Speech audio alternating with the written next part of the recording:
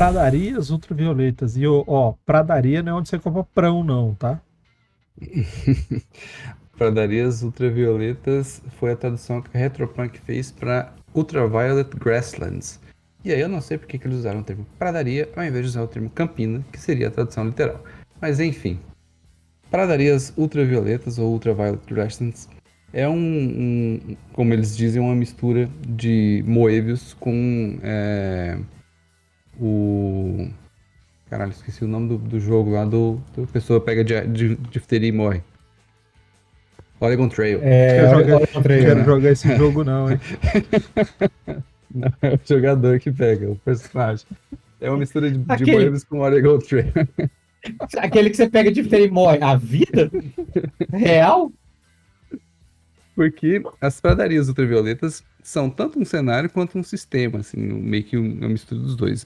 E aí ele vem de uma escola de RPG ali, que é a nova escola, né, o NSR, New School, que traz muito isso, assim, os jogos da nova escola frequentemente são bastante associados com o cenário e muitas vezes não tão possíveis de desassociar um do outro. Mas as pradarias ultravioletas é uma descrição de um vasto cenário sendo descrito, onde a função da aventura são os jogadores viajarem por esse cenário. Então eles fazem parte de uma caravana e precisam viajar por esse cenário para poder onde as aventuras vão acontecer. E aí vocês têm tanto os personagens individuais quanto a caravana como coletivo, né, como personagem também. Então ela vai ter questões que ela precisa manutenção de inventário, questões de recursos, tudo mais, tudo que uma viagem normalmente trata. E um dos pontos que ele traz como exploração é um sistema que a gente já falou aqui no canal, que é o sistema de point crawl. Por quê? Porque ele, como eu falei, como são descrições de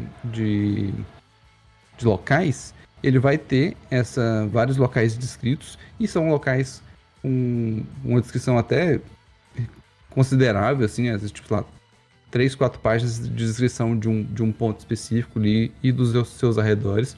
E aí os jogadores vão fazendo essas viagens de um ponto a outro, que podem levar semanas, de uma viagem de um ponto a outro e tudo mais. E aí, durante esse inteirinho, coisas podem acontecer, como infortúnios, né, questões de como se fossem encontros aleatórios ou problemas que podem surgir em decorrência que aconteceriam numa viagem. O pneu da sua caravana, no caso, muitas vezes é uma Kombi, alguma coisa assim. O pneu da sua Kombi furou. E aí você tá no meio de tal lugar que você tem ali na descrição específica que o sistema traz para você.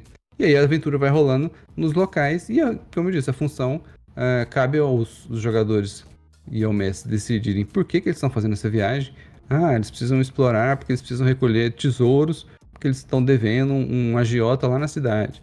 Eles precisam viajar porque eles fazem parte de um grupo de exploradores que querem saber o que aconteceu com a grande viagem do fulano de tal, o que ele viu lá no final, onde que fica o One Piece, não sei o que. Então, é um sistema. Ele bebe, aí a gente pode ver na imagem que ele bebe muito na fonte do Moebius, como eu falei, e muitos do que a gente vê hoje de fantasia de ciência, de surreal, bebe lá na fonte. E, obviamente, Salvador Dalí, né? Todo mundo conhece também a imagem dos elefantes, dos animais com as pernas esticadas lá, que é o que ele está sendo tratado ali como essa caravana também. Então é um cenário bem legal, bem diferente, e aí ele depende muito dessa questão que a gente estava falando sobre criatividade nonsense e tudo mais, para poder lidar com ele.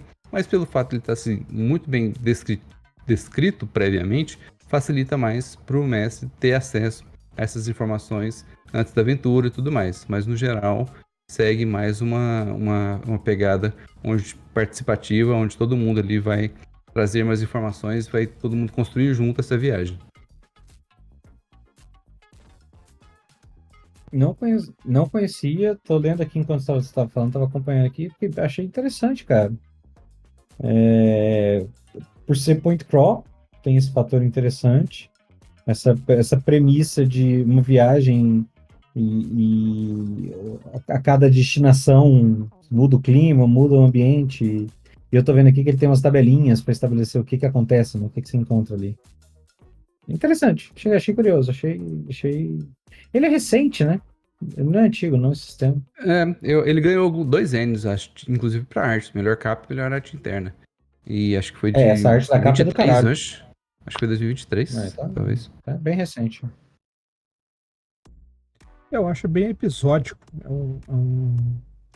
um sistema baseado numa premissa simples e que isso à primeira vista poderia ser ruim, porque você pensa, cara, como é que eu faço campanhas desse jeito, né?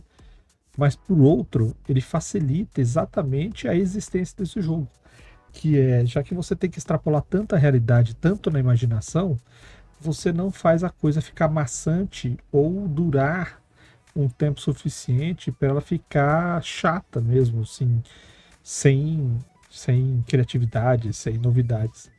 Então, achei bacana, achei uma boa ferramenta aí que eles usaram. Eles, para você aumentar a chance da estranheza, eles diminuem a abrangência do plot.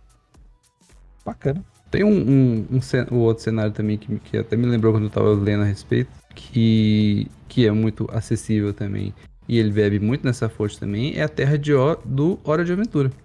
Hora de Aventura, pra quem já assistiu o desenho animado, ele tem um lore escondido ali atrás dos plots principais do desenho, que muitas vezes ele conta sobre o passado, como o mundo tornou-se o que era, né, que aparentemente no início era a nossa Terra mesmo, e depois de um apocalipse virou o que é.